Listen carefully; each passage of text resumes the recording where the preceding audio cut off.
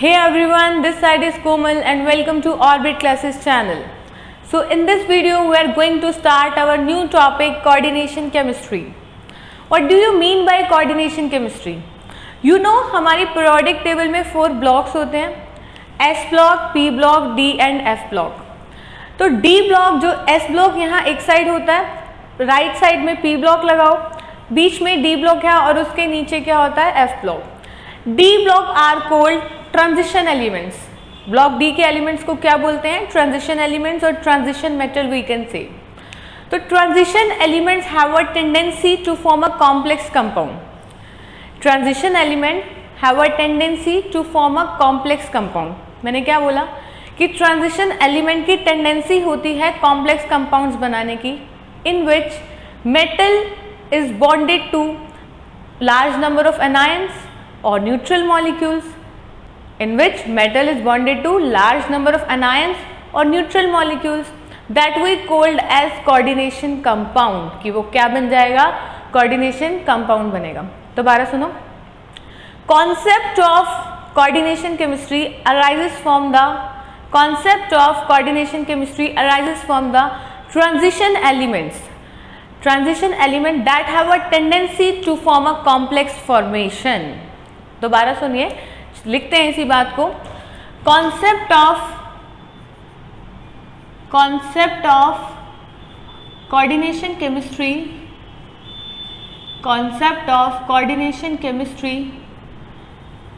arises from the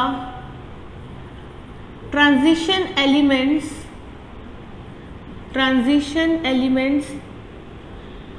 that have a tendency to form complex formation.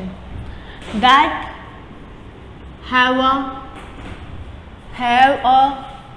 tendency to form complex formation.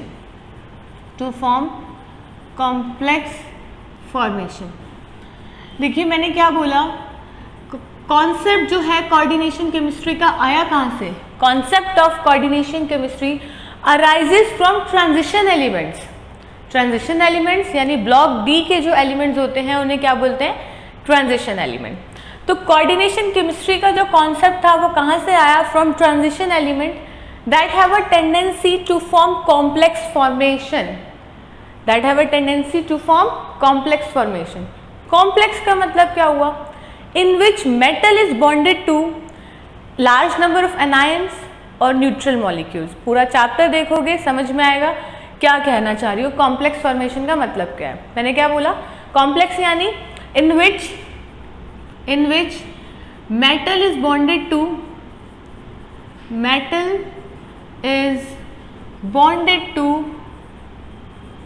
large number of anions और neutral molecules. ये बात समझ में आई? तो देखो concept यहाँ से आया इसी बात का. कोऑर्डिनेशन कंपाउंड अराइज कहाँ से हुआ? कोऑर्डिनेशन कंपाउंड का जो कॉन्सेप्ट अराइज हुआ वो ट्रांजिशन एलिमेंट से हुआ. ट्रांजिशन एलिमेंट ब्लॉक डी के एलिमेंट्स को कहते हो that have a tendency to form complex formation. किसको कहते हो? डी ब्लॉक एलिमेंट्स को बोलते हो. डी ब्लॉक एलिमेंट्स को आप कहते हो. ये बात समझ में आ गई? ध्यान दीजिएगा इस बात पे.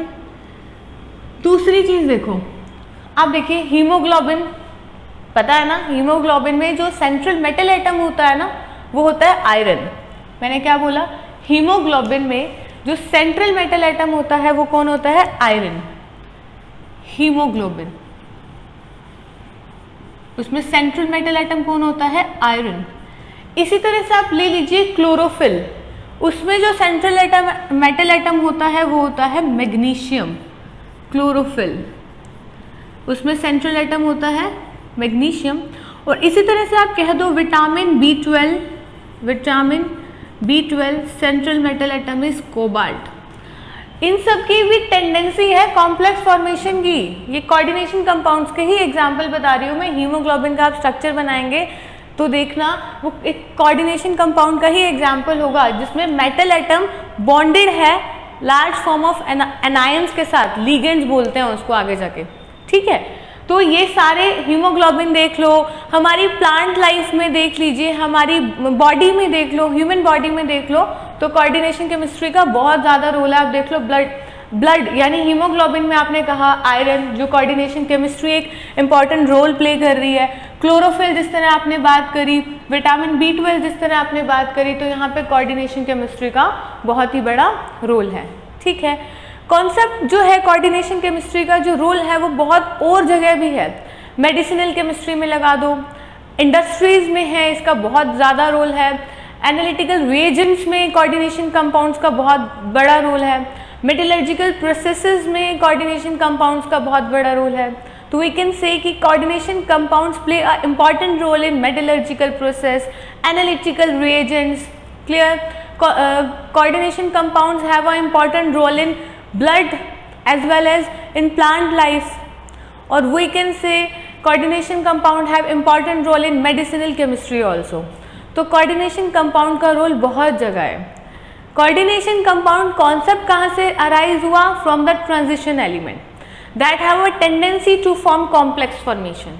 complex थोड़ा सा बात समझ में आई होगी आपको, जिसमें सेंट्रल मेटल आइटम के साथ लिगेंड जुड़ेंगे, आपको समझ में आएगा what do you mean by ligand. इसीलिए मैं नाम नहीं लेना चाह रही हूँ, इसीलिए मैंने ये लिखा in which metal is bonded to large number of anions, in which metal is bonded to large number of neutral molecules. Clear हुआ?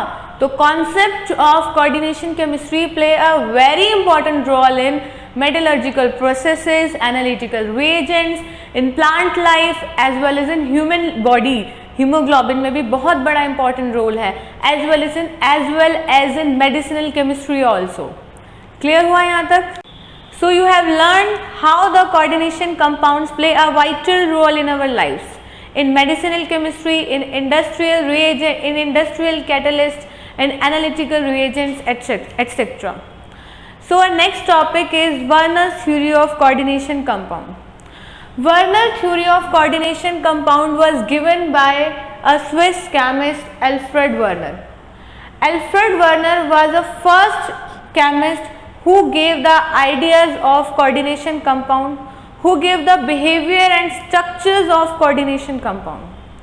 अल्फ्रेड वर्नर पहला साइंटिस्ट था जिसने हमें कुछ आइडियाज़ दिए कोऑर्डिनेशन कंपाउंड के बारे में और कुछ स्ट्रक्चर्स दिए कोऑर्डिनेशन कंपाउंड के बारे में, ठीक है। Alfred Werner give the concept of primary valency. Alfred Werner give the concept of primary valency. Alfred Werner ने हमें प्राइमरी वैलेंसी का कॉन्सेप्ट बताया। देखिए उसने क्या बोला, अल्फ्रेड वर्नर ने कहा अगर मैं सिंपल सॉल्ट्स लूँ, जैसे कि मैंने कहा CrCl3, इसी तरह से CuCl2 या PdCl2, मैंने सिंपल सॉल्ट्स लिए।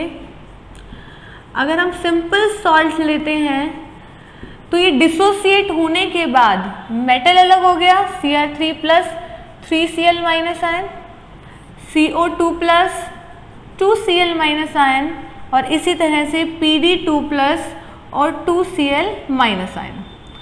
तो मेटल अलग होने के बाद जितने एनायंस, मतलब मेटल अलग होने के बाद जिसमें आयनाइज होता है, यानी कि जितने एनायंस देता है वही उसकी प्राइमरी वैलेंसी हो जाती है। उसने क्या बोला? मेटल अलग होने के बाद जितने नंबर ऑफ आयंस देगा वही उसकी प्राइमरी वैलेंसी हो जाती है। तो इसके अकॉर्डिंग प्राइमरी वैलेंसी में शॉर्ट में PV लिख रही हूँ। प्राइमरी वैलेंसी कितनी आ गई? 3, और यहाँ से प्राइमरी वैलेंसी कितनी हो गई? 2, और यहाँ से प्राइमरी वैलेंसी कितनी आ गई आपके पास? 2। अगर उसने यही बोला मैं सिंपल सॉल्ट लेता हूँ और सिंपल सॉल्ट लिए तो वो आयनाइज हो जाए, और आयनाइज होने के बाद जितने वो एनायंस देगा वही उसकी क्या हो जाएगी? प्राइमरी वैलेंसी हो जाएगी। लेकिन वो अपनी ही बात उसको आगे जाके देखो किस तरह उसको नया कॉन्सेप्ट देखने को मिलेगा। वो चक्कर खा के गिर गया इस बात पे जब उसने देखा कि कोबाल्ट, ये मैंने लिखा थर्ड ब्रैकेट में क्लोराइड, ये ऑक्सीडेशन स्टेट है जो मैंने रोमन में लिखी है, इसमें अगर अमोनिया के साथ रिएक्शन हुई है, यानी रिएक्शन एक कॉम्प्लेक्स ही है, एक तरीके का कंपाउंड है हमारा, ठीक है। उसकी अगर इसके साथ अमोनिया के साथ है ये कंपाउंड बना हुआ, ठीक है, इसकी अगर आपने रिएक्शन कराई एक्सेस ऑफ सिल्वर नाइट्रेट के साथ, तो उसने देखा कुछ अलग ही बिहेवियर देखने को मिला उसको। मैंने क्या बोला, कोबाल्ट थर्ड क्लोराइड की अमोनिया के साथ कोऑर्डिनेटेड कंपाउंड है, ये सिल्वर नाइट्रेट के साथ रिएक्शन हुई है, ये कॉम्प्लेक्स सॉल्ट है एक तरीके का, आप कह सकते हो, ठीक है। तो यहाँ पे क्या देखने को मिला उसको, COCl3.6NH3 था, ठीक है, COCl3.5NH3 है, COCl3.4NH3 और इसी तरह से COCl3.4NH3। अगर मैंने इसकी reaction excess of silver nitrate के साथ कराई, यानी कि आप कह सकते हैं मैंने, आपको पता है उसके अकॉर्डिंग यहाँ 3 Cl हैं, 3 Cl हैं, 3 Cl हैं, 3 Cl हैं, यानी कि तीनों के तीनों निकलने चाहिए जब आप एक्सेस में सिल्वर नाइट्रेट डाल रहे हो, तो यही होना चाहिए ना, क्योंकि ऐसे ही हुआ है, उसने यही बात बोली है, इसी को आप प्राइमरी वैलेंसी कहते हैं। तो जब आपने यहाँ पे 3 डाले AgNO3 के मोल्स, ये आपका 1 मोल है, आपने ये भी 1 मोल, ये भी 1 मोल, ये भी 1 मोल और ये भी 1 मोल लिया है आपने। इसी तरह से यहाँ आपने 3 मोल्स AgNO3 के लिए, यहाँ भी आपने 3 मोल्स AgNO3 की रिएक्शन कराई इसके साथ, और इसी तरह से 3 मोल्स AgNO3 की रिएक्शन करवाई इसके साथ। तो आपको क्या मिला रिजल्ट, आपको यहाँ पर तो 3 मोल AgCl के प्रेसिपिटेट बने हैं, 3 मोल AgCl के PPT बने हैं, 3 मोल्स आए हैं, बट यहाँ पे आपके पास 2 ही AgCl के मोल आए, यहाँ पे आपको 3 मोल AgCl मिला, ठीक है, 3 AgCl मिले, यहाँ आपको 2 AgCl मिले, और यहाँ पे आपको 1 ही AgCl मिला, और ये भी आपको यहाँ पर भी आपको 1 ही AgCl मिला। अरे मिलने तो 3 चाहिए थे, क्योंकि प्राइमरी वैलेंसी के अकॉर्डिंग तीनों, अल्फ्रेड वर्नर ने बोला जो प्राइमरी वैलेंसी बताई उसके अकॉर्डिंग 3 Cl हैं, तो तीनों के तीनों निकलने चाहिए थे AgNO3 के साथ रिएक्शन करके, 3 मोल AgCl के प्रेसिपिटेट हो जाने चाहिए थे, बट ऐसा नहीं हुआ कि 3 मोल AgCl के प्रेसिपिटेट नहीं हुए, यहाँ 3 मिले, यहाँ 2 मिले, यहाँ 1 मिला और यहाँ 1 मिला।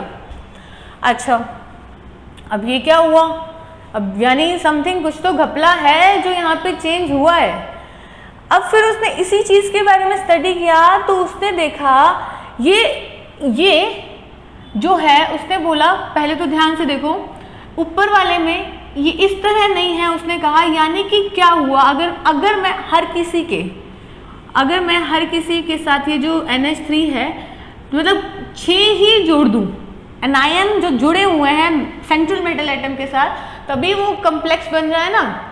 एनायन जो सेंट्रल, एनायंस बोल दीजिए या फिर न्यूट्रल मॉलिक्यूल्स बोल दो, क्योंकि मैंने स्टार्टिंग ही यहीं से करी थी कि ट्रांजिशन मेटल एटम जो कॉम्प्लेक्स बनाता है एनायन के साथ या न्यूट्रल मॉलिक्यूल के साथ, उसी को ही कॉम्प्लेक्स फॉर्मेशन कहते हैं, कोऑर्डिनेशन कंपाउंड वहीं से ही अराइज हुआ था। तो अगर मैं हर किसी में 6 ही फिक्स कर दूं, तो मैं उसको देखने को मिला 6 मैंने इसके साथ फिक्स कर दिए, तो ये जो 3 Cl बाहर थे वही इसके साथ प्रेसिपिटेट हो गए होंगे, तो ये 3 AgCl मिल गए, ये फर्स्ट केस में। इसी तरह से दूसरे केस में अगर मैं इसी को हर किसी को फिक्स 6 करूं, तो यहाँ से 1 Cl हो जाए, तो 2 Cl बाहर आ गए, तो 2 मोल 3 AgNO3 के साथ आपके 2 AgCl निकल गए, 2 AgCl निकल गए। इसी तरह से आपका 3CONH3 का 4 है, और यहाँ पे आपने Cl2 लिखा, तो यहाँ पे क्या आया, Cl आया, तो 1 मोल AgCl आ गया बाहर। और इसी तरह से आपने CONH3 का 6, CONH3 का 4, और यहाँ पे क्या है, इसी तरह से Cl2 और 1 ही Cl आया बाहर। ये सेम नहीं लिखा है, इनके कलर्स में डिफरेंट है, ये सेम नहीं है। अभी कभी ये मत सोचना कि ये दोनों सेम ही हैं, ठीक है। मैं लिख देती हूँ, ये एक्सपेरिमेंटली आपने देखा कि ये है येलो कलर, यहाँ लिख देते हैं, ये है येलो कलर, ये है पर्पल कलर, ये है ग्रीन और ये है वॉयलेट। फर्क है इनमें, ठीक है। अब देखो, यानी अगर मैं अंदर की चीज को फिक्स कर दूं, यानी बॉन्डेड एटम को जो सेंट्रल मेटल एटम के साथ बॉन्डेड है, अगर मैं उनको फिक्स कर दूं हर किसी में 6 NH3 हो गया फर्स्ट केस में। सेकंड केस में मैंने 5 NH3 एक Cl अंदर ले गई और 2 Cl2 बाहर ले आई। इसी तरह से 4 NH3 है, 2 Cl अंदर ले गई, 1 Cl बाहर ले आई।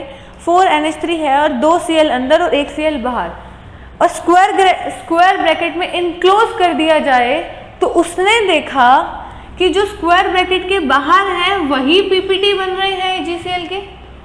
यहाँ पे 2 Cl के पीपीटी बने, यहाँ 1 Cl बना है, 1 Cl के प्रेसिपिटेट हो गए। यानी कि यहाँ से एक नई टर्म की आपको डिस्कवरी हो गई यहाँ पर, कि जो स्क्वायर ब्रैकेट के अंदर इनक्लोज है, जो सेंट्रल मेटल एटम के साथ 6 बॉन्डेड एटम है, हर किसी में 6 ही रखे हैं, तब उसको ये एक्सपेरिमेंटली देखने को मिला। अगर सेंट्रल एटम मेटल एटम के साथ मैं 6 जोड़ दूं, अटैच्ड एटम 6 जोड़ दूं हर किसी में, तो जो बाहर होगा, स्क्वायर ब्रैकेट के बाहर होगा, वही प्रेसिपिटेट होगा। वही क्या होगा? प्रेसिपिटेट होगा। कंफर्म हो गई आपको ये बात? यही इसी के ही मोल्स आ गए, 3 मोल AgCl, 2 मोल AgCl, 1 मोल AgCl, और यहाँ पर ये हो गया। समझ में आया इतना? तो किस चीज की नई डिस्कवरी हुई? आपको आइडिया मिला, यहाँ से कॉन्सेप्टराइज हुआ यहाँ पे सेकेंडरी वैलेंसी का। You have studied the new concept of secondary valency here. Secondary valency क्या होता है? सेंट्रल मेटल एटम के साथ कितने बॉन्डेड एटम हैं, चाहे वो अनायनिक बॉन्डेड हो, चाहे वो न्यूट्रल बॉन्डेड हो, चाहे वो अनायनिक एटम बॉन्डेड हो मेटल के साथ, चाहे वो न्यूट्रल एटम बॉन्डेड हो मेटल के साथ, तो वही आपको क्या देते हैं? Secondary valency. 6 एटम बॉन्डेड है तो सेकेंडरी वैलेंसी 6, 5 + 1 6 बॉन्डेड है मेटल के साथ, 4 + 2 6 बॉन्डेड है मेटल के साथ, 4 + 2 6 बॉन्डेड है मेटल के साथ। तो यहाँ पर हर केसेस में, सारे के सारे केस में सेकेंडरी वैलेंसी कितनी है? 6। सेकेंडरी वैलेंसी कितनी है यहाँ पर? 6। ये सब में सेकेंडरी वैलेंसी कितनी आई? 6 आई। समझ में आई? ठीक है। तो प्राइमरी वैलेंसी कहाँ निकली? प्राइमरी वैलेंसी ये निकली, यानी कि देखो Cr3 + 3Cl - n, उसने कहा ये हो गया। यहाँ से उसने ये बात तो कह दी प्राइमरी वैलेंसी, तो हम इसी चीज को फॉलो करते हो हम पहुंचे तो यहाँ पे, बट वो हुआ समथिंग कुछ और। जो स्क्वायर ब्रैकेट के अंदर इनक्लोज है सेंट्रल मेटल एटम के साथ, कितने अटैच्ड हैं साथ में, वही क्या होगा? Secondary valency. Central metal atom के साथ अटैच्ड 6 है तो सेकेंडरी वैलेंसी 6।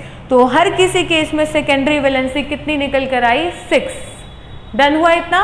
तो अब देखते हैं difference between primary valency and secondary valency. तो स्टार्ट करते हैं, फिर लिखते हैं डिफरेंस जो हमने देखा प्राइमरी वैलेंसी और सेकेंडरी वैलेंसी का। प्राइमरी वैलेंसी क्या होती है? अब बताओ। Primary valency oxidation state of central metal atom. Primary valency किसकी इक्वल होती है? Equal to the oxidation state of central metal atom. Primary valency equals to oxidation state of central metal atom. Central metal atom CM में short में लिख दिया, चलो लिख देती हूँ, सेंट्रल मेटल एटम। ठीक है। प्राइमरी वैलेंसी किसकी इक्वल हुई? Oxidation state of central metal atom. Secondary valency किसकी इक्वल हुई? Equals to coordination number of central metal atom. ठीक है।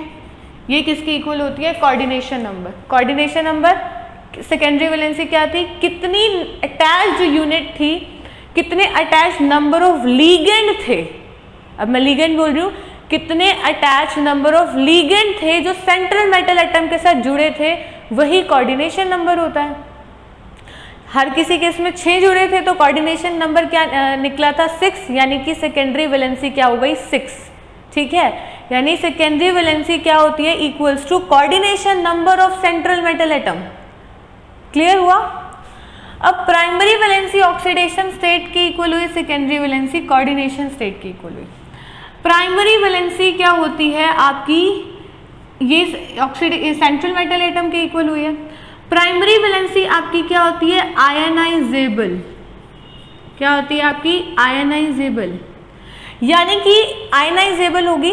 और आई कैन से जो प्राइमरी वैलेंसी है satisfied by negative ions. Ionizable है ना, लेकिन ये क्या है, नॉन आयनाइजेबल, क्योंकि वो कोऑर्डिनेशन नंबर के इक्वल है। अब आयनाइजेबल तो नहीं हुई ना, ये नॉन आयनाइजेबल। और क्या कह सकते हैं, प्राइमरी वैलेंसी जब आयनाइजेबल है और primary valency equals to oxidation state of central metal atom है। Primary valency satisfied by negative ions और negative ions. Primary valency is satisfied by negative ions, satisfied by negative ions, but secondary valency is satisfied by negative ions और neutral molecules. क्या बोला मैंने, secondary valency satisfied by negative ions, क्योंकि central metal atom के साथ या तो negatively charge जुड़े हो, नेगेटिव वाले Cl minus Br minus attach हो। मेरा कहने का मतलब है तो नेगेटिवली चार्ज अटैच हो मेटल के साथ या न्यूट्रल मॉलिक्यूल अटैच हो। तो satisfied by negative ions, satisfied by negative ions और न्यूट्रल मॉलिक्यूल्स, और न्यूट्रल मॉलिक्यूल्स। यहां क्या होता है, ये क्या होती है आपकी, नॉन डायरेक्शनल होती है। क्या होती है, नॉन डायरेक्शनल। अब ये समझ में आएगा, यानी कि हेल्पफुल नहीं होती है ज्योमेट्री की प्रेडिक्शन में। नॉट हेल्पफुल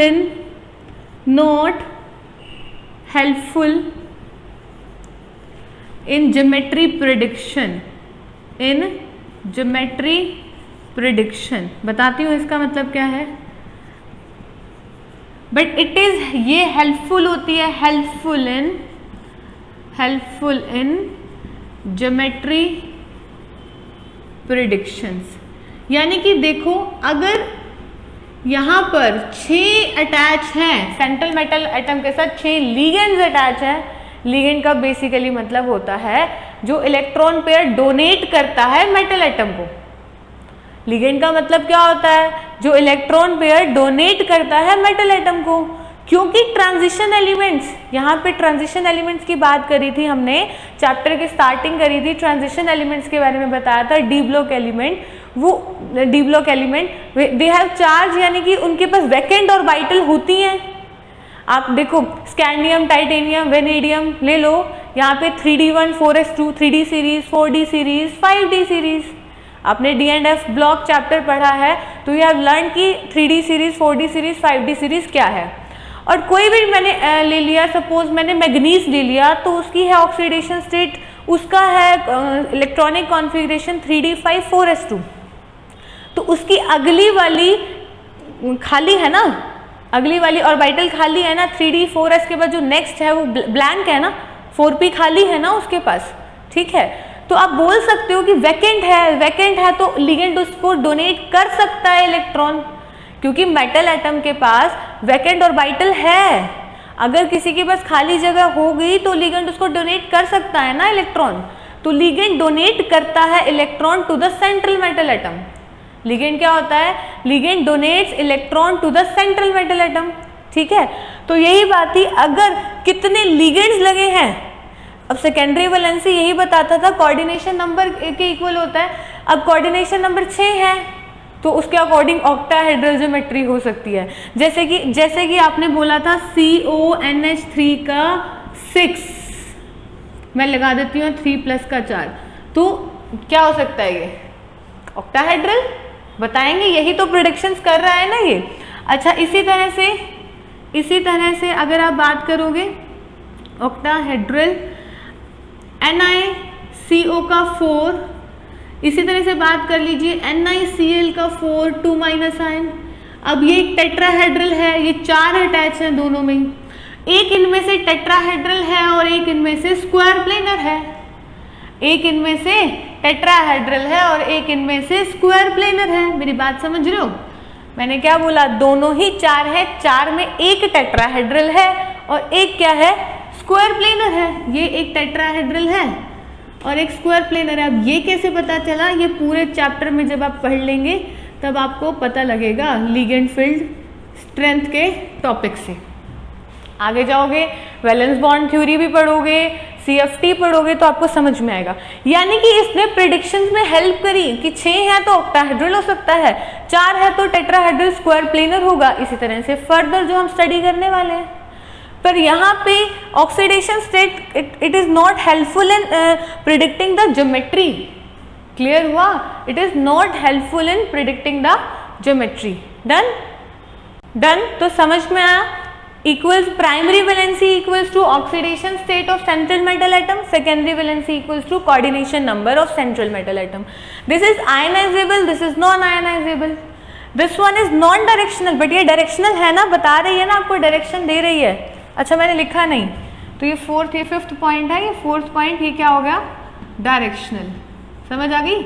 आपको डायरेक्शनल नेचर बता रही है, helpful in predictions of geometry. Done? satisfied by negative ions or neutral molecules, or you can say satisfied by ligands. Ligands क्या होता है? which donate the electron to the central metal atom. Why उसको क्यों donate करा? because central metal atom have vacant orbital, तो ligands donate electron to central metal atom. याद रखना, ligand क्या होता है? donate electrons to central metal atom. Done? समझ में आया? Difference is clear now? देखिए नेक्स्ट देखते हैं इलेक्ट्रिकल कंडक्टेंस। एक्सपेरिमेंटली हमने देखा कि FeNH3 इसकी इलेक्ट्रिकल कंडक्टेंस जो है वो ज़्यादा आ रही थी FeNH3 का 5Cl2 से। हमने क्या देखा, इसकी इलेक्ट्रिकल कंडक्टेंस ज़्यादा आ रही थी एक्वस सॉल्यूशन में। इलेक्ट्रिकल कंडक्टेंस क्या आ रही थी? ज़्यादा एक्वस सॉल्यूशन में। तो चलो डिसोसिएट होने के बाद क्या देगा ये, देखो FeNH3 का 6, यहाँ 3 है तो ये 3 + 3Cl माइनस आयन, यहाँ कितना देगा, FeNH3 का 5, 1 Cl और यहाँ पे 2 + 2Cl माइनस आयन। बताओ एक बार, ऊपर कितने नंबर ऑफ आयन्स हैं? 2 और 1, सॉरी 3 और 1, कितने नंबर ऑफ आयन्स हैं? 4। 3 और 1 number of ions is equals to number of ions कितने हैं आपके पास? 4। और यहाँ 2 और 1 नंबर ऑफ आयन्स कितने हैं आपके पास? 3। कितने आयन्स हैं? 3। तो इलेक्ट्रिकल कंडक्टेंस कहता है, electrical conductance is directly proportional to number of ions. Directly proportional to number of ions. जितने आयन ज़्यादा होंगे इलेक्ट्रिकल कंडक्टेंस उतनी ही ज़्यादा होगी। आयन ज़्यादा, इलेक्ट्रिकल कंडक्टेंस ज़्यादा। ठीक है, ध्यान रखना, आयन ज़्यादा होंगे तो इलेक्ट्रिकल कंडक्टेंस ज़्यादा। और एग्जाम्पल ले लो, PtNH3 का 6Cl4, PtNH3 का 5Cl3, PtNH3 का 4Cl2Cl2। ठीक है, इसी तरह से करते जाओ, PtNH3 का 3Cl3 और 1 Cl। डन हुआ? क्लियर हुआ? बताओ क्या देगा ये, PtNH3 का 6, यहाँ पे क्या आया 4 + 4Cl माइनस आयन। ठीक है, समझ में आया? इसका लिखो PtNH3 का 5Cl3 + 3Cl minus ion. PTNH3 का 4 Cl2 2 plus 2Cl minus ion, और ये क्या हुआ PTNH3 का 3 Cl3 1 प्लस और 1 Cl माइनस आयन। बताओ आयंस कितने हैं? 4 और 1, 5 आयंस हैं। कितने हैं? 3 और 1, 4 आयंस हैं। अब नेक्स्ट में कितने हैं? 2 1 3 आयंस हैं, और नेक्स्ट में कितने हैं? 1 and 1 2 आयंस हैं।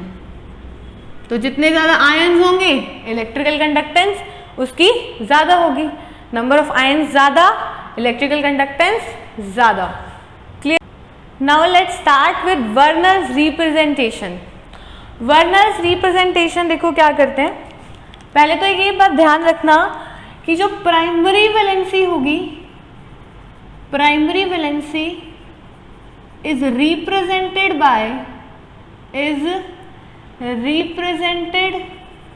Bye डोटेड line. Primary valency is represented by डोटेड line, ठीक है, इस तरह से। And secondary valency is represented by continuous line. Secondary valency is represented by continuous line, continuous line, ठीक है, इस तरह से। क्लियर? तो चलो एक एग्जाम्पल लेके इसको समझते हैं। FeNH3 का 6 Cl3, समझ में आया? FeNH3 का 6 Cl3। अब यही सेंट्रल मेटल एटम की ऑक्सीडेशन स्टेट होगी। कैसे पता लगा? इसके निकालते हैं। इसको मानो आयरन को X, NH3 न्यूट्रल मॉलिक्यूल है तो 0 इंटू में 6 इक्वल्स टू, ये टूटेगा तो यहाँ 3 प्लस का चार्ज आएगा, इक्वल टू +3, यानी X इज इक्वल्स टू +3। ठीक है, तो ये इसने हेल्प की सेंट्रल मेटल एटम की ऑक्सीडेशन स्टेट फाइंड आउट करने में। तो ये क्या इंडिकेट कर रही है? हमारी प्राइमरी वैलेंसी। और ये क्या इंडिकेट कर रहा है? Secondary valency. ये क्या इंडिकेट कर रहा है? सेकेंडरी वैलेंसी, और ये प्राइमरी वैलेंसी। बनाओ, देखो आयरन यहाँ बनाती हूँ मैं, नीचे ही बनाती हूँ। आयरन है 6 NH3 लगा दो। सेकेंडरी वैलेंसी को तो आपको ऐसे ही रिप्रेजेंट करना है, बना दिया। 6 NH3 लगा दिए इसी तरह से आपने, NH3 NH3 NH3 NH3 NH3 continuous line से लगा दिया। प्राइमरी वैलेंसी 3 है तो 3 Cl लगा दो डॉटेड लाइन से, 1 Cl, सेकेंड Cl, और इसी तरह से थर्ड Cl। समझ में? ऊपर कर देती हूँ थोड़ा सा, डन। 3 Cl। चलो एक और एग्जाम्पल लो। FeNH3 का 5 Cl, बाहर क्या लिख दें? Cl2। क्लियर हुआ? अब देखो, निकालो इसकी ऑक्सीडेशन। समझ में आ गया ना? Oxidation state X + 0 into 5 0 -1 equals to, बाहर +2 आ गया क्योंकि इधर गया तो 2 प्लस आ गया, तो X इज इक्वल्स टू +3 हो गया। ध्यान रखना, यानी हेल्प कर रहा है ना ये ऑक्सीडेशन स्टेट में।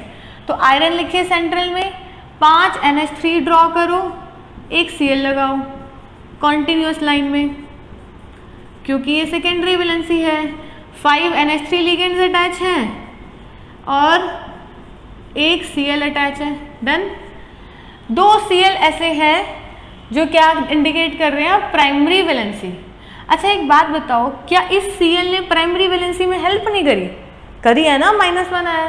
तो ये Cl प्राइमरी और सेकेंडरी वैलेंसी दोनों दिखा रहा है। ये Cl प्राइमरी वैलेंसी और सेकेंडरी वैलेंसी दोनों दिखा रहा है। हेल्प करी, आप खुद देख सकते हो, सेकेंडरी वैलेंसी में भी करी है, 6 कोऑर्डिनेशन नंबर भी है, प्राइमरी वैलेंसी में भी करी है। सी, तो ये एक Cl में दो लाइन आएंगी क्योंकि इसने दोनों में हेल्प की है। और यहाँ 2 Cl कैसे आएंगे हमारे? सिर्फ प्राइमरी वैलेंसी के। डन हुआ? क्लियर हुआ इतना? चलो एक और एग्जाम्पल देखो और अच्छे से होगा। FeNH3 का 4 Cl2 Cl, x plus 0 into 4 minus 2 equals to, यहाँ कितना है -1, यहाँ कितना आया +1, x equals to 0 minus 2 equals to +1, x is equals to +3। इस आयरन इस क्लोरीन ने फिर से हेल्प करी, यानी प्राइमरी और सेकेंडरी वैलेंसी दोनों दिखाएगा। आयरन इधर जाओ, यहाँ जाओ, यहाँ जाओ, यहाँ जाओ, 4NH3 मैंने लगा दिया, N से जोड़ना क्योंकि लिगेंड N है, N के पास लोन पेयर होता है, वही डोनेट करेगा, हाइड्रोजन नहीं करेगा। NH3 डन हुआ। अब 2 Cl ऐसे हैं जो प्राइमरी में भी हेल्प कर रहे हैं और सेकेंडरी में भी कर रहे हैं। एक Cl यहाँ लगाओ और एक Cl यहाँ लगाओ और इसको डॉटेड भी करिए, डन, क्लियर। और एक ही Cl ऐसा है जो क्या दिखा रहा है, proper primary valency, dot dot dot dot एक Cl। आई होप क्लियर हो रहा होगा। Primary valency is represented by dotted line, secondary valency is represented by continuous line, और अगर दोनों कर रहा है तो दोनों लाइंस को इकट्ठा बनाइए। तो होपफुली जितना हमने किया है उतना आपको समझ में आ गया होगा। कोऑर्डिनेशन कंपाउंड्स का क्या रोल होता है, वर्नर थ्योरी ने क्या कहा, इलेक्ट्रिकल कंडक्टेंस क्या होती है, प्राइमरी वैलेंसी सेकेंडरी वैलेंसी होती क्या है। इन केस कोई भी क्वेरी है तो you can write in comment section and don't be forget to like and subscribe our channel.